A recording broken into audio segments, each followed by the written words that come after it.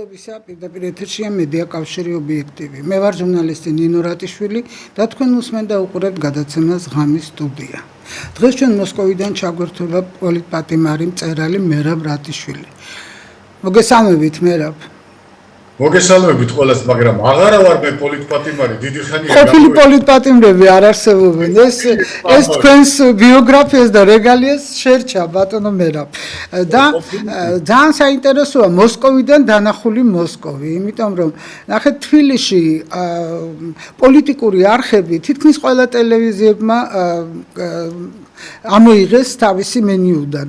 ისე რომ ჩვენ დავჭით რაღაცა ჭორების ამარა, თუნდაც ის რომ დაიბომბა თურმე გუშინ ოსტანკინო. არა და ხელოვნურმა ინტელექტმაც კი დამიდასტურა რომ ეს არის ჭორი. რა ხდება? ხო იცით რუსული ანდაზა მერაბ не бывает дыма без огня. რატო ვის დასჭირდა ასეთი ჭორის მოგონება? მოგესალმებით. დიახ. თქვენს სტუდიას, თქვენს მაყურებელს და საქართველოს პირველ რიგში და გეტყვით რომ ყველა ცხოვრობს საკუთარი ფანტაზიებით და ჩვენ ვერავის ვერ აუგზავნებთ კონდეს ფანტაზიები. თავარია როგორ იყენებენ ამ ფანტაზიას. ქვეყნის და თუ დავიწყოთ იქიდან რომ თავისი ოჯახის სასარგებლოდ, ქვეყნის სასარგებლოდ თუ რაიმე პოლიტიკური და სოციალური პროცესის სასარგებლოდ.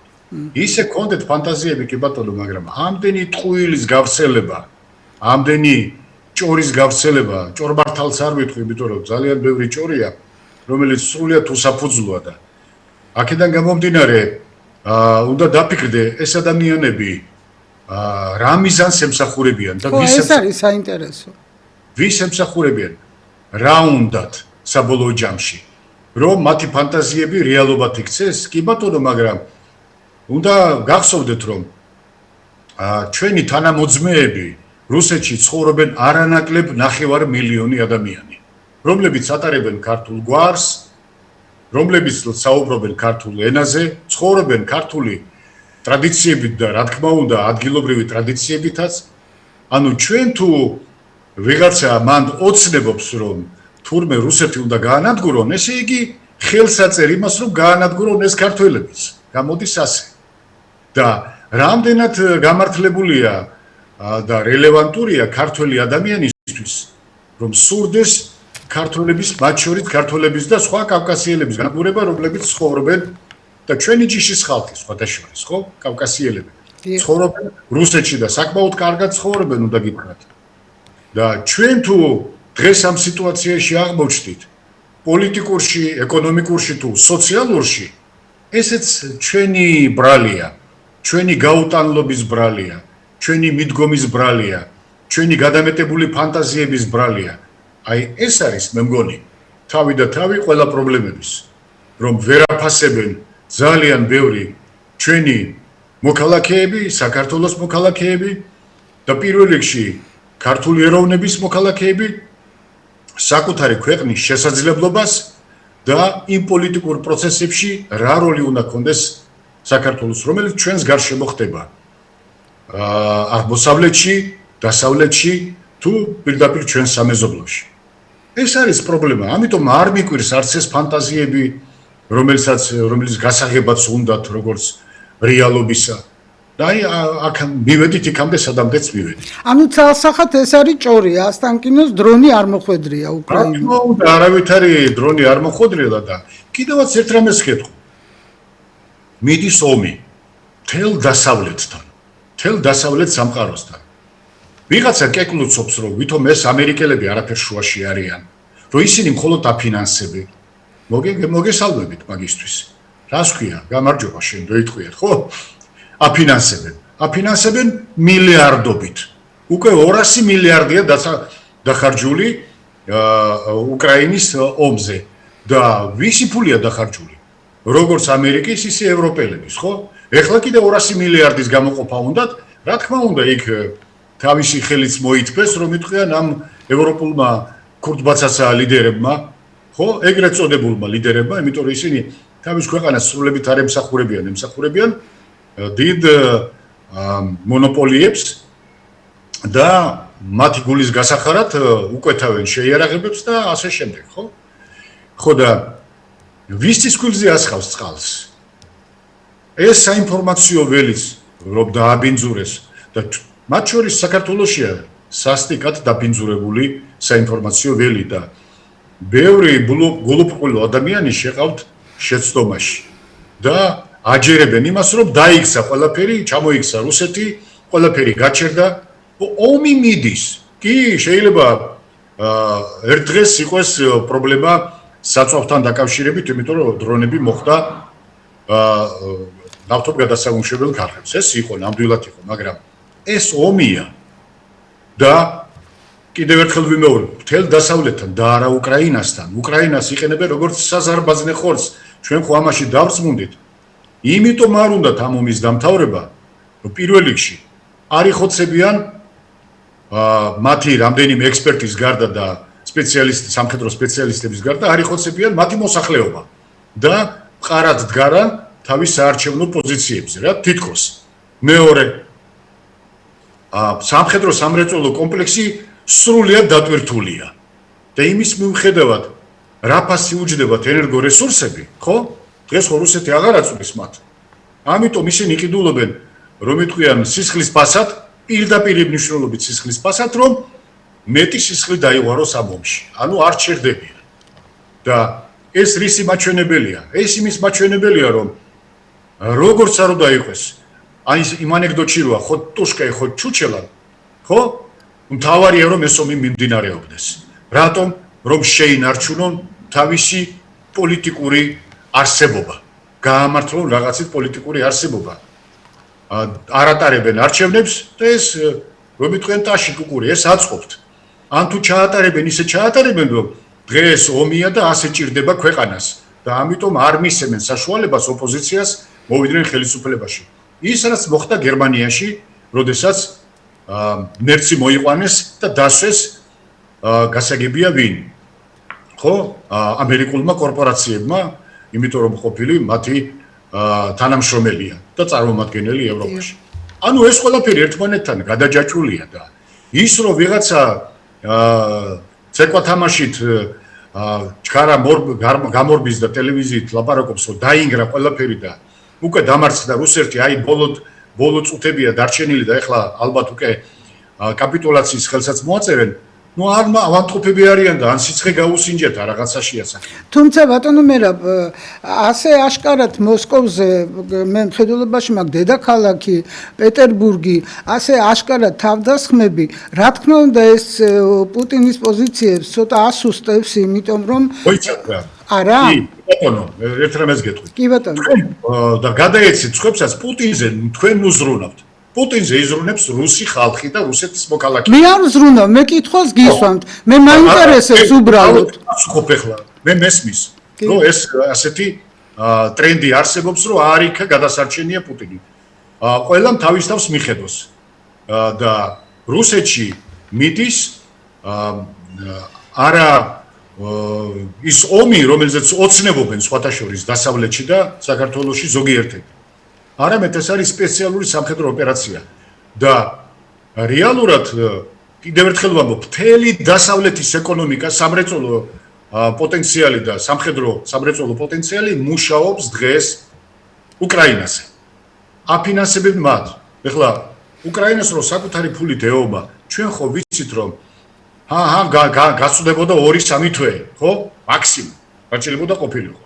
ანუ ჩვენ ნახეთ ის ზელენსკის ჩასვლები ამერიკის შეერთებულ შტატებში, ევროპაში დაწერწის, იქ დარბის და მათხოვარის პოზიციაში რომ ფული დროულად გამოუყონ. ამას არ ელოდებოდა რუსეთის ხელისუფლება, რომ ელოდებოდა რა მერე.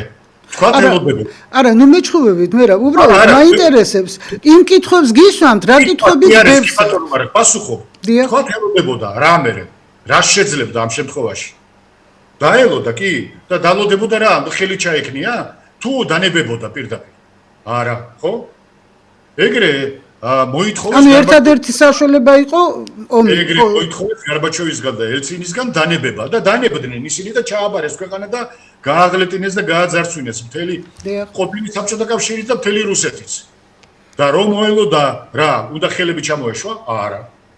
ჩვენ გავეცით პასუხი, ჩვენ ვინც ცხოვრობთ რუსეთში, ვინც არ ცხოვრობს რუსეთში, მაგრამ ესმის რას ნიშნავს რუსეთის ღმერთმა დაიფაროს დამარცხება.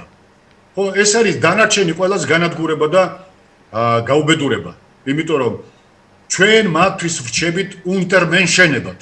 ეს უნდა გაიზიაროთ. და ის ვინც დღეს ყიყინებენ და გონიათ რომ აწონებენ თავს დასავლელ პატრონებს, ეს ასე არ არის. მათ ვერავინ თავს ვერ მოაწონებს. ისინი არიან მათთვის ასევე არიან ისინიც მათთვის საზარბაზნე ხორცი. დღეს არა ხვალ ღმერთმა დაიფაროს და მართლა ისე რომ წავიდეს საქმე როგორც მათ უნდათ, გამოვა ისე რომ ხვალ მაინც იარაღს აგვაღებინებენ ხელში და ან ავღანეთში გვაუმებენ, ან ირანში გვაუმებენ, ან სადმე მონახავენ და იქ გვაუმებენ და იქ დაღვრიან საქართველოს და ქართული ხალხის სისხლს. გავრცელდა კიდე ერთი ინფორმაცია, რომ ისრაელი ითხოვს ქართულ ჯარისკაცებს ღაზა სექტორისთვის. ესეც არის. და რატო გიგვირთ? ჩვენ ხომ კიდევ ერთხელ ვამბობ, ვინ მიაწოდა ეს იდეა? ეს იდეა მიაწოდეს იმათ, ვინც გვთვლიდა და დღესაც გვთვლის საზარბაზნე ხორცად და რაც ნაკლები დარჩება საქართველოში ქართველი, მით უკეთესი იმისათვის, რომ მომავალში შემოასახლონ ის ხალხი, რომლებიც იქნებიან მორჩილები, დამონებულები, ისევე როგორც პრაქტიკულად ოპოზიციის დიდი ნაწილი, რომლებიც მთლიანად ემსახურებიან დასავლურ ინტერესებს და არა საქართველოს ინტერესებს. ეს არის ყველაზე დიდი უბედურება. და სხვათა შორის ოპოზიციიდან უკვე წამოვიდა ასეთი სურვილები, ისინი აღნიშნავენ, რომ სწორედ ეხლა არის შესაბამისი ვითარება, რომ ამერიკის სამხედრო ძალები განლაგდნენ საქართველოში. რა თქმა უნდა. ასეთები რამდენიც და იმდენი იქნებიან. ეს ჩვენთვის ძალიან როდის დაეცემა რაიმე დიდი და ვინმეს მომზადებული დიდი ბომბი საქართველოს. რომ თქვა, აი, ხომ ხედავდით, ჩვენ ხომ ვამბობდით, რომ რუსეთი მტერია. ესე იგი, ის რომ ნატოს ბაზა ღმერთმა დაიფაროს და გაჩნდეს და დაეთანხმოს პირველ რიგში ღმერთმა დაიფაროს საქართველოს დროებითი ხელისუფლება. მუდმივი ხო არავინ არ არის. ამიტომ ეგენი დროებითი არის. დიახ. დროებითი არიან. ხო, თქვენ თუ თვლით რომ მუდმივები არიან, თქვენ უკვე წაგებულ პოზიციაში ხართ. ამიტომ არ უნდა ჩათვალოთ ეგენი რომ მუდმივად არიან. მათ უნდათ რომ ჩათვალონ ესე რომ მიაჩვიონ საქართველოს ქართული საზოგადოება და ქართული ხალხი ამას, მაგრამ ასე არ უნდა იყოს. არა, მე პესიმისტი არ ვარ, მაგრამ რეალისტი ოპტიმისტი ვარ. კარგი, რეალიზმს უნდა კიდევ სხვა მიდგომა ამავე დროს. მე მინდა რომ აზრი დავასრულო მეოცნებებზე, რომლებიც ოცნებობენ საქართველოს ვინმე რამე დაუშალოს, რომ მათი ნარატივები გამართლდეს. ხო? მე ვფიქრობ, რომ ვერ მოესწრებიან. რუსეთს შესანიშნავად ესმის, რა დღეში ყავთ ჩაყენებული საქართველო და საქართველოს მოსახლეობა დასავლეთს პირველ რიგში. და როგორ მიდის ვაჭრობა ეხლა ვიღაცის ფულისთვის საქართველოს ორიენტირების შეცვლა. აი ეს რეალობაა და ამას თვალი უნდა გაუსწოროთ. ჩვენ აღმოჩნდით მძევლებად. ერთი კაცის, ერთი გუნდის, მისი კეთილდღეობის და ამას ვერ გავექცევით. ჯერჯერობით. მაგრამ ეგ არ ნიშნავს, რომ ხელები უნდა ჩამოუშვათ და ქართული ხალხი დანებდეს ამას. იმიტომ რომ ასეთი დიდი შეურაცხყოფა ქართველ ერს მე არ მახსოვს. შახაბასის პერიოდში შეიძლება არ იყო მაგხელა შეურაცხყოფა, რაც რის წინაშეც დღეს აღმოჩნდა ქართველი ერი და კონკრეტულად რა კონკრეტულად? დანარჩენი იქნებს თქვენ დააკონკრეტოთ რა. ვერ მიხვდით რაზე საუბრობ? ის რომ არაფორმალური მართველი ხავთ. ხო? ისიც კი ეზარება რომ გაიფორმოს ხელისუფლება ოფიციალურად და გახდეს პრემიერ-მინისტრი ბოლო-ბოლო რომ პასუხისგებლობა აიღოს საკუთარ თავზე. ამას რა დიდი კითხვები უნდა და მარჩიელობა. მე ამას გულისხმობ და მე ვფიქრობ რომ ყველა გონიერმა ადამიანმა ეს იცის და ყველა გონიერი ადამიანი ამას განიცდის რომ ასე ხდება დღეს საქართველოში. აი ეს არის. სამწუხაროდ პოლიტიკური ფიგურა როგორც ესეთი არ არის, ის უბრალოდ ქართული ოცნების ლიდერია, მაგრამ მართალია, ის არის უფალო სუდო, ერთპიროვნული მართველი საქართველოსი. რას ვიზავთ, ეს რეალობა გვაქვს ჩვენ, ძალიან მწარე რეალობა. და მისი გუნდის წევრებსაც არ წვენიათ, რომ როგორ ემსახურებიან დაუფარავად, როგორ სამარცხვინოთ ემსახურებიან. მე არ მეგონა, რომ მათ შორის ბევრს ხედავდი ძალიან ნიჭიერ გონიერ ადამიანს და სადამდე დავიდნენ. არ აინტერესებთ გარედან როგორ გვიყურებენ, არ აინტერესებთ ხვალ რას მოსთხოვენ მათ თავისი შვილები და რას ეთქვიან, ვის ემსახურებოდი. და ასე რომ იტყვიან არ მინდა ცუდი სიტყვა ვიხმარო, ერის ბერის მარტო ერისა და ბერის შეურაცხყოფით საკუთარი გვარის დამცირებით და გაჩანაგებით. აი ასე ემსახურებიან დღეს, არ ფიქრობენ იმას, რას იფიქრებენ მათზე, მათი მომავალი თაობები. სრულიად. ოღონდ დღეს რამეს გამორჩნენ. აი ეს არის. და სამარცხვინო მდგომარეობაში ვართ. უბრალოდ სამარცხვინო მდგომარეობაში. ნამდვილად გეთანხმებით და რთული ვითარებაა საქართველოში, იმიტომ რომ აი ნახეთ როგორი სიტუაცია, შუა გაკრეფილი, არსებობს ხელისუფლება, არსებობენ ეს ნეოტროცკისტები და ერთმანეთს ასაზრდოვებენ. ისინი გვეუბნებიან, აი არ ვიქნებით ჩვენ, მოვლენ ეს ნეოტროცკისტები გაერთიანებულად მემად. მხოლოდ ნაცები არა, მთლიანად. რა მნიშვნელობა აქვს დაშლილი, მიშლილი, მოშლილი ნაცები. სამწუხარო ვითარებაა და ისეთი მდგომარეობაა, რომ რეალურად უნდა გაუსწოროთ თვალი, თუმცა გამოსავალი ჯერჯერობით პოლიტიკოსებმა ვერ იპოვნეს. სამწუხაროდ. აი ამას გულისხმობდი, როცა გითხარით, რომ მე რეალისტი ვარ, მე ოპტიმისტი ვარ, მაგრამ რეალისტი ოპტიმისტი ვარ. სალაპარაკოთ ადვილია, გასაკეთებლად ძნელი ყოფილა ძალიან. კი. მე რასაც უყურებ ახლა ყოფილი აქტიური პარტიები, რომლებსაც გონებაც მოეკითხებოდათ მაშინ, როდესაც ისინი აქტიურ პოლიტიკას ეწევოდნენ და არა მხოლოდ საეთერო დროის და საერთო სივრცის შევსებას ზიან და ბჭობენ და ლაპარაკობენ ისეთ რამეზე, რომელიც სრულიად არ ეხება დღევანდელ ხელისუფლებას იმ მხრივ, რომ ფეხებზე კიდიათ ბოდიში ამისთვის რას ილაპარაკებენ ოპოზიცია. იმიტომ რომ ოპოზიცია როგორც ასეთი ერთი როგორც ვთქვი არის დანიშნული ოპოზიცია და დღემდე ვერ მოუღეს ბოლო იმ დანაშაულებისთვის რომელიც მათ ჩაიდინეს 9 წლის მანძილზე და ეხლა ვიღაცა იტყვის რაღა დროს 9 წელია აგერ უკეთ 13 წელია უარეს საკეთებენ მართალია აკეთებენ მაგრამ რატომ აკეთებენ იმიტომ რომ არც ერთ დაპირებაზე პასუხი არ მოვთხოვეთ. არც ერთ დაპირებაზე პასუხი არ მოვთხოვეთ და ისინიც ცხოვრობენ პრინციპით მე ვარ და ჩემი ნაბადი, რასაც მინდა შეგვირდები და ჩემი ნათქვამია და მევე გადავთქვა. კი, ეს არის სავალალო რეალობა საქართველოში. პოლიტიკოსები, რომლებიც თქვენ ახსენეთ, ხო? ზიან სტუდიებში და ესე იგი აგორავებენ კოჩს, ხან ერთ მხარეს, ხან მეორე მხარეს, ხან ერთს უგორებენ კოჩს, იქნება მან დაგვინახონო, ხან მეორეს უგორებენ კოჩს, მან დაგვინახოსო. ანუ არ აქვთ ის ღერძი, რომლის გარშემოც ისინი ააგებენ თავის პოლიტიკურ სტრუქტურას, მრწამს და მიმართულებას. აი ეს არის. გუშინ რომ თამაშობდნენ და ელოდებოდნენ რომ აი ჩვენ ისეთ რამეს ვიტყვით რომ რუსეთში დაგვინახავენ.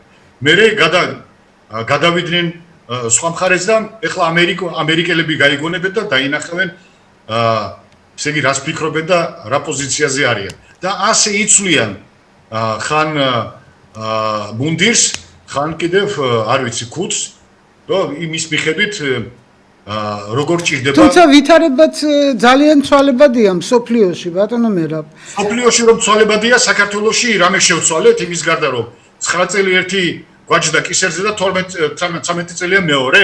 რამე შევცვალეთ? ხო და ამაზეა საუბარი თორე. იქ სადღაც რა ხდება სულ არ მაინტერესებს. პირველ რიგში მაინტერესებს საქართველოში რა ხდება და რა ხდება სამეზობლოში.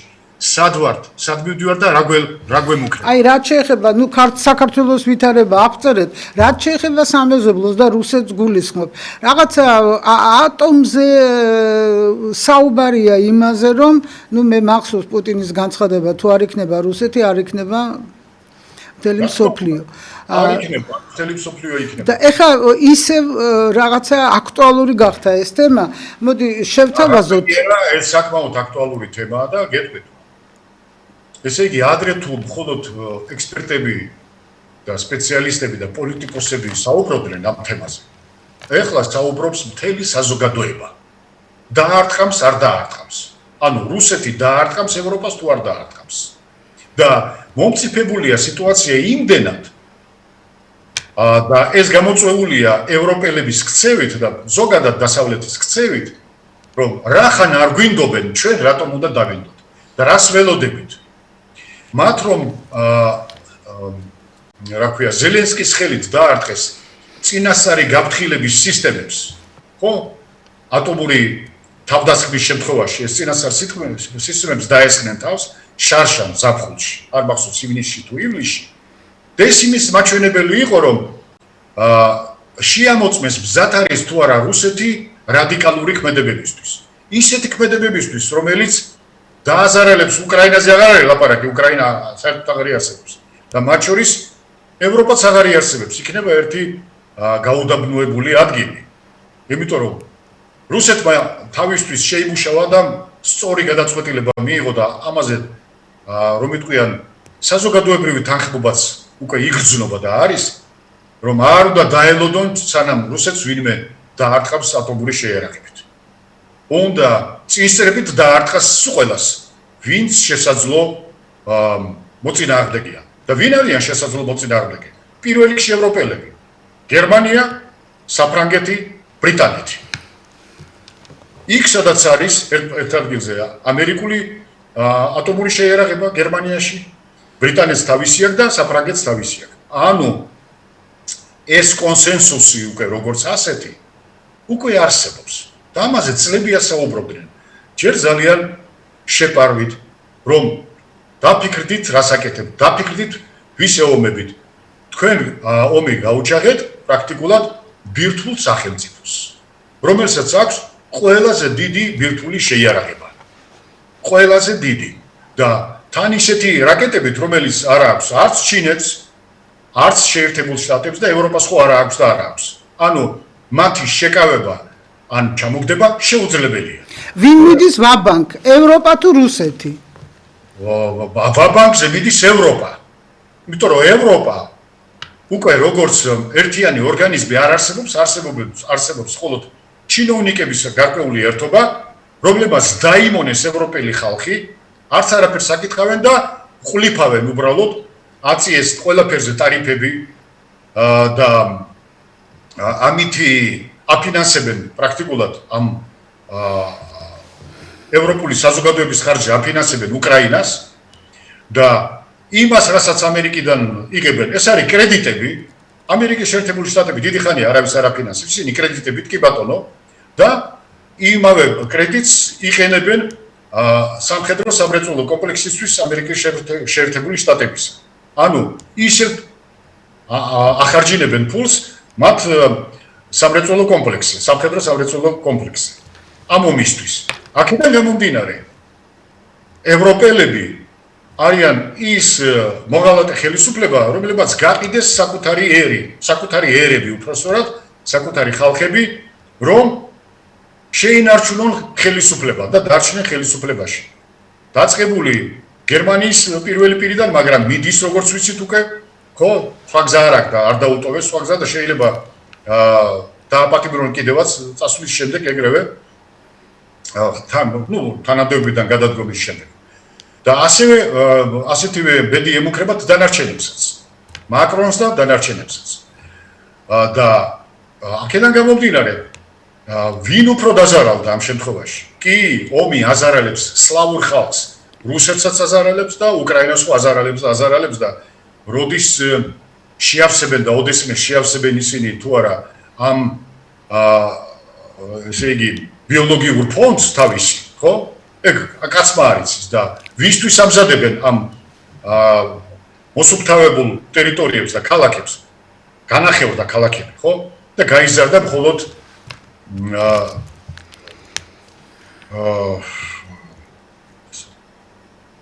სასაფლაოების რაოდენობა, ხო? იზრდება ყოველდღიურად 10, 20, 30 სასაფლაო ყოველდღე ახალი სადღაც იხსნება, ან ემატება იმას, რაც უკვე არსებობს. ეს არის დიდი უბედურება, რომელიც დამართეს სლავურ ერებს ამ ყაჩაღებმა, ევროპელმა და საერთოდ დასავლეთის ყაჩაღებმა. აი ეს რეალობაა. აი, მოდით ახლა მოусმინოთ ბატონ კარაგანოვს და პრეზიდენტ პუტინს. სერგეი კარაგანოვს. კი ბატონო. ძალიან კატეგორიულები არიან და ჩვენ ახლა ვნახავთ. და ეს მართლაც საშიშია. საშიშია მთელი მსოფლიოსთვის და რა თქმა უნდა ჩვენთვისაც. მე ვთხოვ ოპერატორს ჩართოს პირი. Применить ядерное оружие – это гигантский грех. Но не применить его и допустить падения нашей страны, и допустить в конечном итоге до мировой термоядерной войны – это совсем смертельный грех. Нужно выбирать между тяжелым грехом и смертельным грехом. Я думаю, что это произойдет через год. Через год? Да. Что именно? Удары по Европе? Удары по ряду европейских стран. А сначала, конечно, неядерными боеприпасами. Я вступаю за то, чтобы это было сделано как можно раньше. Речь идет о том, чтобы принять решение о том, что страны НАТО напрямую участвуют в военном конфликте или нет. Если это решение будет принято, это будет означать не что иное, как прямое участие стран НАТО, Соединенных Штатов, европейских стран в войне на Украине. Это их прямое участие. И это уже, конечно, существенным образом меняет саму суть, саму природу конфликта. Это будет означать, что страны НАТО, США, европейские страны воюют с Россией. А если это так, то, имея в виду изменение самой сути этого конфликта, мы будем принимать соответствующие решения, исходя из тех угроз, которые нам будут создаваться. საინტერესოა თქვენი კომენტარი. ისე გეტყვით რომ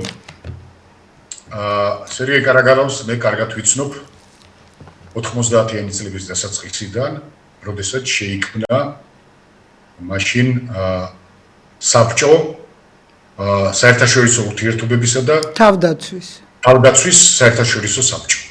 მე დამფუძნებელი ვარ ამ საბჭოსი მაშინ და სერგეი თავიდანვე იყო თავმჯდომარე, უაღრესად განათლებული ადამიანი. პროფესორია რა, თუ არ ვცდები? კი, პროფესორია ის უნივერსიტეტის პოლიტიკური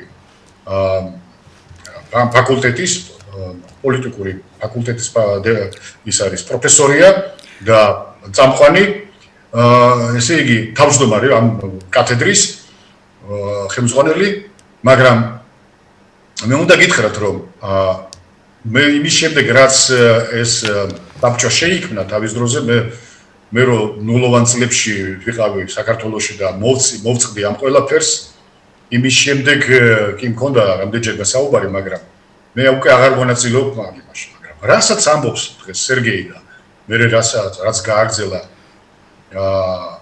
ვლადიმერ პუტინმა სრულიად ეთანხმება რუსეთის მოსახლეობის დიდი უმრავლესობა და უნდა გითხრათ რომ არჩევნებამდე აი ბოლო არჩევნებამდე 2004 წლის რუსეთში პრეზიდენტის არჩევნებამდე არ იყო ამდენი მომხრე. იმიტომ რომ დაინახეს და რეალურად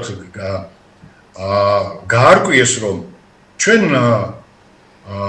რუსი ხალხი არ ებრძვის უბრალოდ უკრაინას, ხო? და დაინახა ყველამ რომ ეს არის ბრძოლა დასავლეთთან მოწმე ხალხის და იგივე რუსების ხელით. რომლებაც მხოლოდ მე-19 საუკუნეში გაჩნდა ტერმინი უკრაინელი. მანამ ისიც იყო ძალიან ლოკალურ ადგილზე. და მე-20 საუკუნეში უკვე საბჭოთა დროს ხრუშჩოვმა შეუწყო ხელი ამას, რომ უკრაინელი ერის ჩამოყალიბება დაწყებული. მაგრამ ასე თუ ისე ფაქტი ერთია, რომ დღეს არის მზაობა და ესმით ყველას, რომ ჩვენ არავინ არ უნდა დაგვასწროს. და ვერავინ ვერ დაგვასწრებს. და როდესაც ვამბობ ჩვენზე ვერავინ ვერ დაგვასწრებს. დარტყმა რუსეთზე ღმერთმა დაიფაროს, რომ ვიღაცა მოასწროს, ეს არ იქნება ზემოქმედება მხოლოდ რუსეთზე. ეს იმოქმედებს ყველა მეზობელ ქვეყანაზე. და რა მნიშვნელობა აქვს ცეცხლის ალში დაიწვევი თუ რადიაციით დაიღუპება ხალხი. და რა ჩვენთან რომ შევხედოთ ქარები არის როგორც აღმოსავლეთიდან დასავლეთში, ისე დასავლეთიდან აღმოსავლეთში და ასევე ჩრდილოეთიდან სამხრეთში, ხო? და ესე იგი, როგორც იმოქმედებს ის რუსეთში მაცხოვრებელ ადამიანებზე და ასევე იმოქმედებს ყველა მეზობელზე. და მათ შორის უკრაინაზე, ბელორუსზე, ბელორუსს დღეს აქვს ატომური შეიარაღება, რომელიც გადასცა რუსეთმა. და ამას გამოიყენებენ სხვებიც და ეს არ იქნება მხოლოდ ორ მხარეს შორის ატომური დაპირისპირება და დარტყმები. ეს იქნება ყველა მონაწილე ვინც არიან დასავლური სისტემის მომხრეები თუ რუსეთის და ჩინეთის მომხრეები. ყველა გამოიყენებენ ამ ატომურ შეიარაღებას და რა დარჩება? რა დარჩება დედამიწისგან?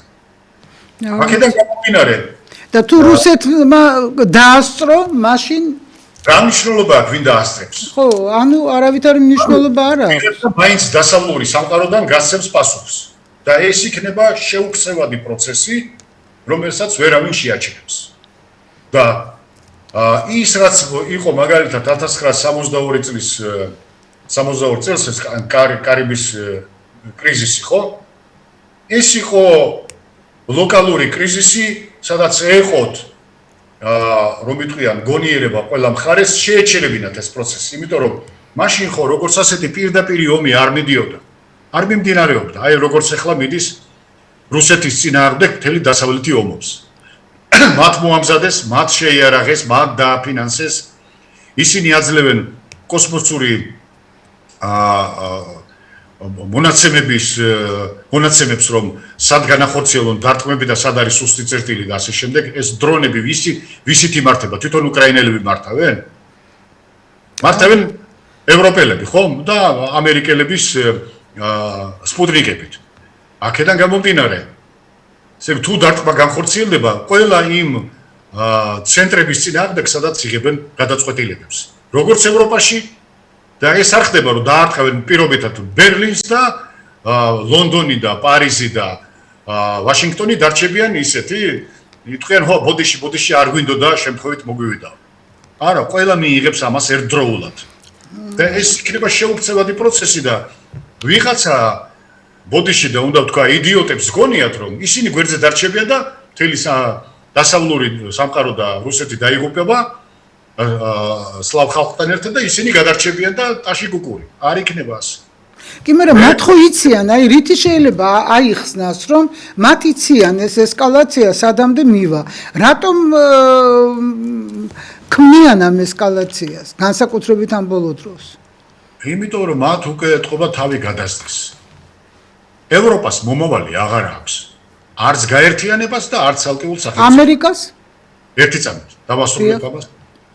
აღარ აქვს, იმიტომ რომ ერთადერთი წყარო რომ ყოფილიყვნენ გარკვეულ დონეზე ისე როგორც იყვნენ და რომ იტყვიან ასეთი გამოთქმა კაკო ხრისტა ზაპაზუხე.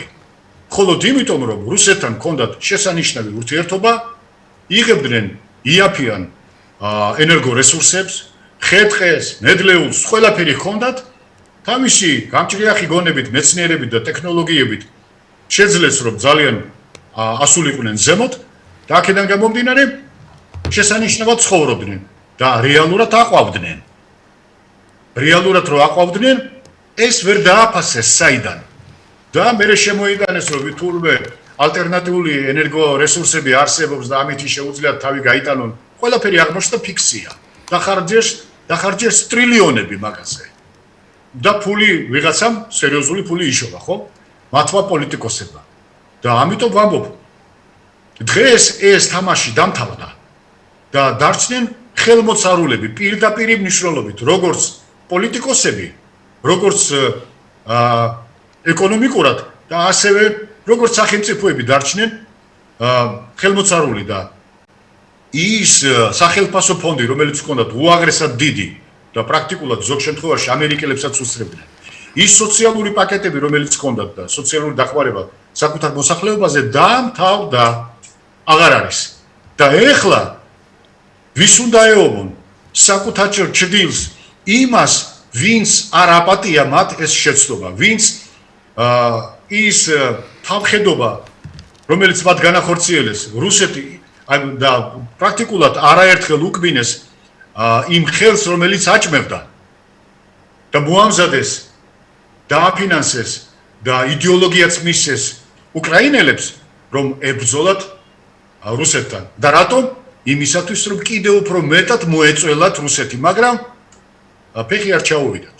მიიღეს პასუხი ძალიან კაცრი და არაერთი ათეული და ასეული ევროპელი სამხედრო სპეციალისტი განადგურდა, რომელსაც ვერ აღიარებენ. იმიტომ რომ უკრაინელებთან ერთად რუსეთს ებრძვიან როგორც ევროპელები, ისე ამერიკელები. ამერიკელებიც ბევრი განადგურდნენ და არ აჩვენებენ რეალურად ამ კადრებს რამდენი ტვირთი 200 მიდის ყოველ თვე ევროპაში და ამერიკაში. არ აჩვენებენ ამას. ჩვენ მარტო ხედავთ იმ კადრს, რომელსაც თავს ახევენ თავის მოსახლეობას, როგორც ამერიკელები, ისე ევროპელები. რუსეთში ყველაფერი არ არის ისე არ წვიმს, როგორც ქუხს მათი მხრიდან. ისინი უფრო მეტად ცველდებიან და არანაკლებ რუსები. თუმცა აი ვრცელდება ინფორმაცია, რომ გარკვეული უკმაყოფილება რუსეთში არის აი ამ პუტინის პოლიტიკის მიმართ, იმიტომ რომ მათ უნდათ რომ უფრო აგრესია გამოაჩინოს და უფრო კატეგორიული იყოს პუტინი უკრაინაში, კიევში. და დაიბომბოს მაგალითად რადა და ასე შემდეგ. ეხლა გეთახმები ნინო, მაგრამ არის ორი მხარე. კი ბატონო. ერთი ლიბერასტული, რომელიც თქვენთანაც არის და ისინი ყოველთვის გუნდრუქს უკმევენ დასავლეთს, რომ მოაწონონ თავი. დიახ. და მე ვიცი რომ ბევრი სავლე პავლეთიქცა მეთქი რო ვთქვი, ისინი ვინც პატრიოტულ პოზიციებზე იყვნენ, დღეს უკმევენ გუნდრუქს ამერიკის შეერთებულ შტატებს და ევროპას. მაგრამ ეს სხვა საკითხია და სხვა დროს ვისაუბრებთ. და არის მეორე მხარეც. პატრიოტები ნამდვილად რომლებიც დაიღალნენ და უკვე ფიქრობენ რომ რაღაცა თამაში მიდის. იმიტომ რომ რუსეთს შეუძლია ეს ერთ თვეში დაამთავროს ეს ომი და არ ამთავრებს და რა მიზეზით. და იმიტომ რომ რუსეთს აქვს შეიარაღებაც, ყველანაირი სამხედრო პოტენციალიც, აღარ ვლაპარაკობ ჯარის გაზრდის რაოდენობაზე და აღარ ვლაპარაკობ იმ რესურსებზე, რომელიც გააჩნია რუსეთს და არ გააჩნია არც ევროპას და მით უმეტეს არც უკრაინას და უკმაყოფილება სწორედ ამ კუთხით არის. რა თამაში მიდის და რატომ იწელება ეს ომი? ვის სჭირდება ეს? ვისთვის ხვილზე ასხამს წყალს? და ძალაუნებურად გაჩნდა ეს კითხვები.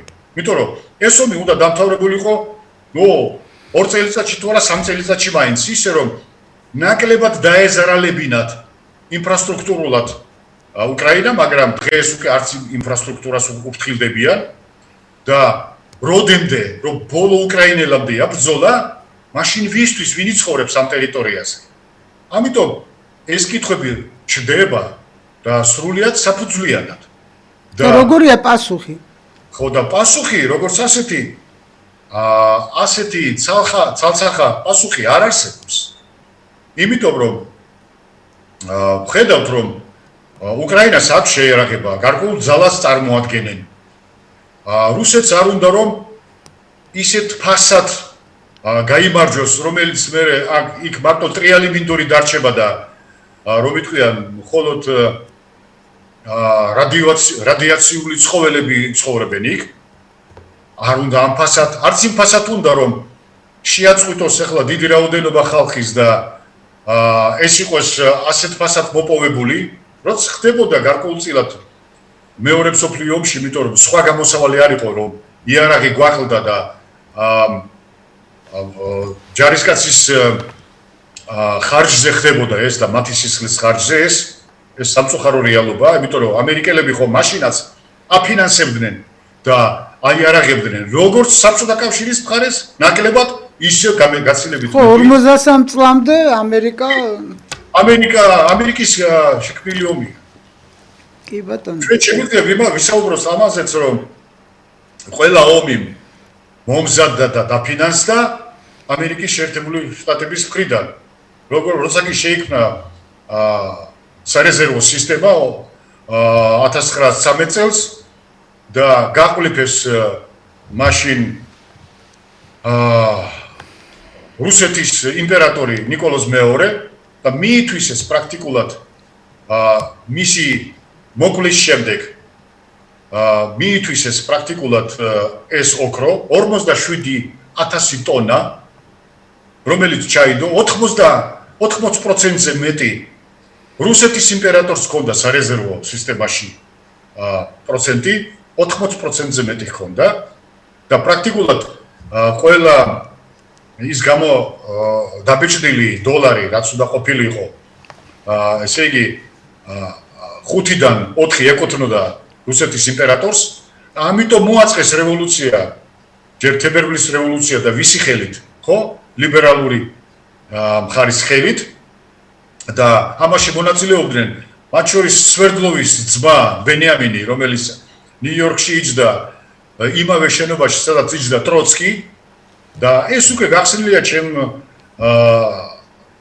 რომანებშიც ამაქვს ამის შესახებ არაერთხელ ნაამბობი და მათ მოაწყეს ეს ყველაფერი რომ მიეტაცებინათ ეს ოქროც რომელიც რეალურად მემკვიდრე რუსეთის იმპერიის იყო საბჭოთა სოციალისტური რესპუბლიკა მაგრამ საბჭოთა კავშირი მაგრამ ვერ მიიღეს ეს ყველაფერი იმიტომ რომ ძალიან გვიან გახდა ცნობილი იმ საბუთების შესახებ რომელიც თურმე როტშილდებთანვე ინახებოდა იმიტომ რომ 10 წლების მანძილზე როტშილდები იყვნენ ნიკოლოს რომანოვების ბანკირები და მათ ჩაადებინეს ჯერ გაატაინეს ეს ფული და ინახებოდა ნაწილი ესპანეთში, ნაწილი ბრიტანეთში მის ბიძაშვილთან, ნიკოლოს მეორის ბიძაშვილთან და მე ეს გადაატაინეს ნიუ-იორკში და ამის შემდეგ დაანგრიეს და მოაწყეს რევოლუციები რუსეთში და